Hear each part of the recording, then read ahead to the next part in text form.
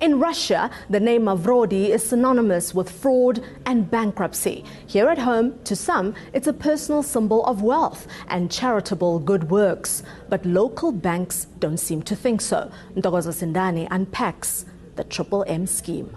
Online currency is called a Mavro after its founder, Sergey Mavrodi, a convicted Russian fraudster. So in 93-94, the original M, was launched in Russia, was extremely popular. 94 he was arrested for the first time, but managed to evade any conviction. At the time, Russia had no laws against financial programs operating as money multiplication schemes. And it was not until 2003 that he was finally apprehended in an apartment in Moscow. During his criminal career, Mavrodi had managed to escape prosecution by getting himself elected to parliament by his M disciples.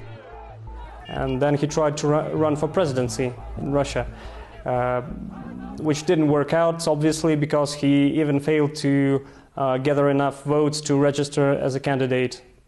So that was the end of his short-lived political career. By the time the law caught up with him, Mavrodi had amassed a small fortune. The Moscow court found him guilty of defrauding 10,000 investors out of, I think it's 110 million rubles. That is approximately $4.3 million. That is only a small fraction of people that participated in the scheme. Because of Mavrodi, Russia adopted new financial laws earlier this year.